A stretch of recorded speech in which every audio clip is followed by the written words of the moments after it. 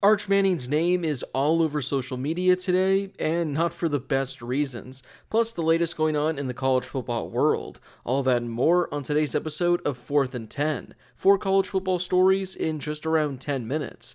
Now, let's go for it.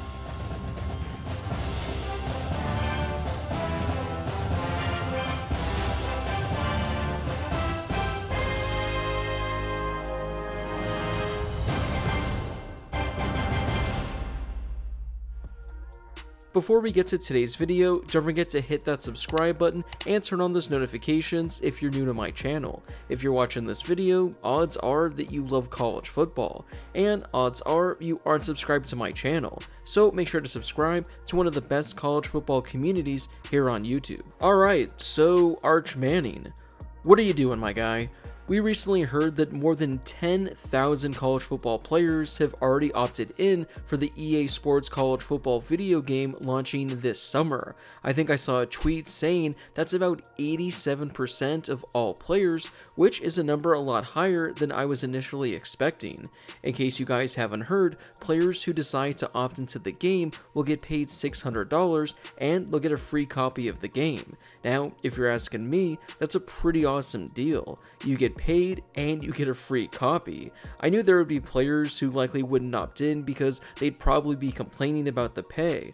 Well, pretty much up until now, there haven't been any notable players who have chosen to opt out.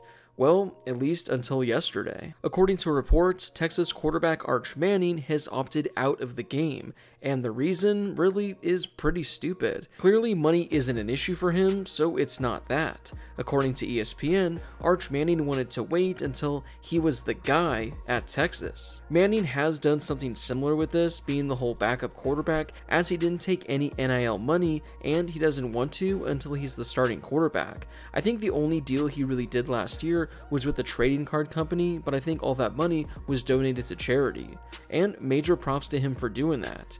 Now, it does help that he's set for life with money, but he didn't have to, so I really gotta tip my cap to him for going down that route.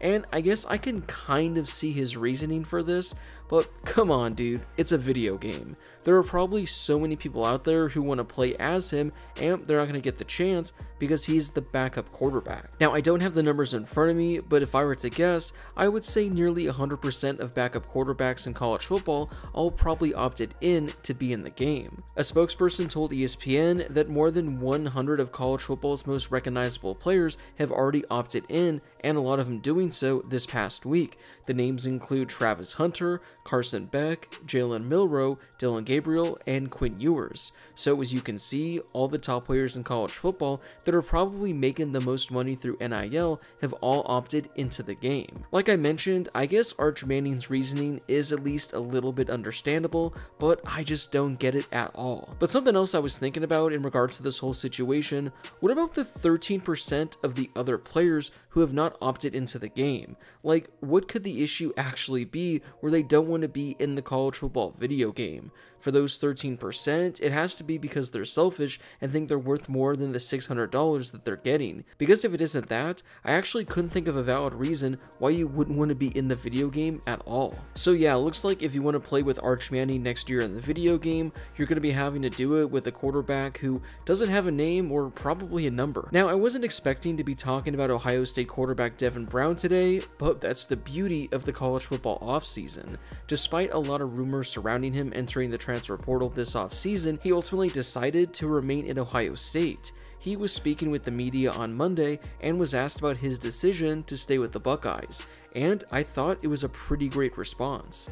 I've said it through and through, I'm a Buckeye and I'm here to compete no matter what.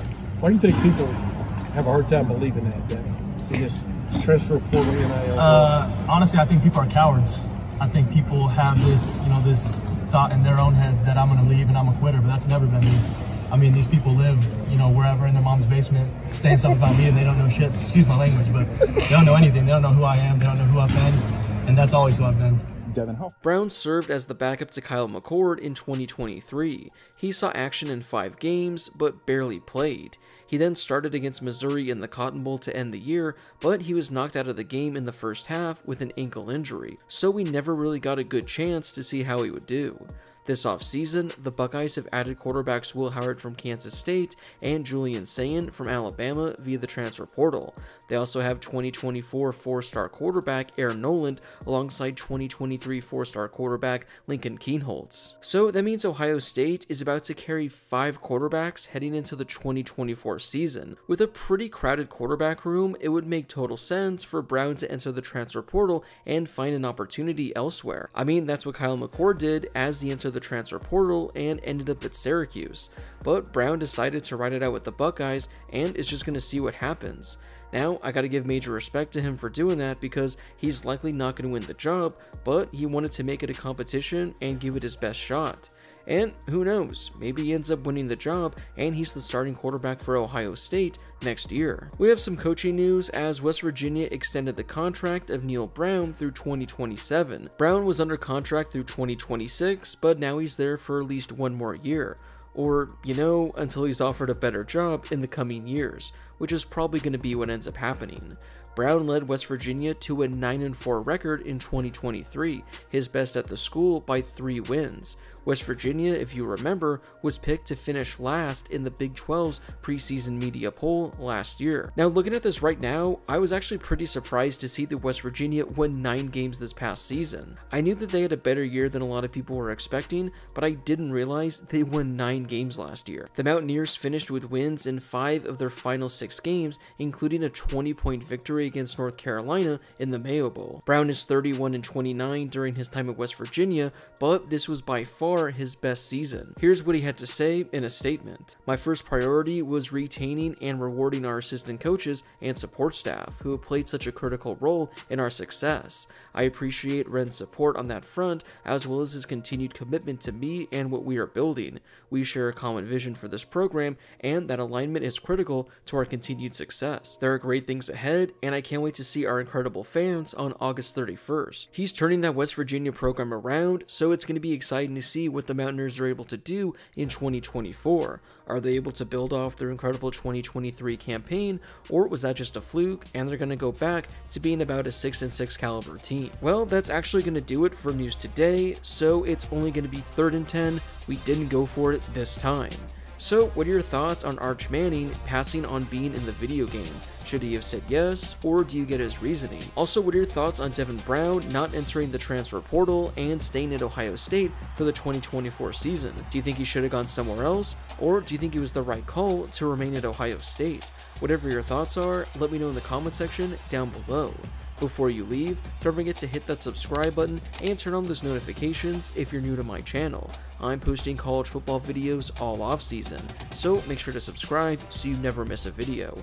Also, don't forget to drop a like on this video as well. It helps out with that YouTube algorithm and helps share the video with more college football fans. Plus, it only takes a second to do. As always, thank you guys so much for watching, and I'll see you all in my next video.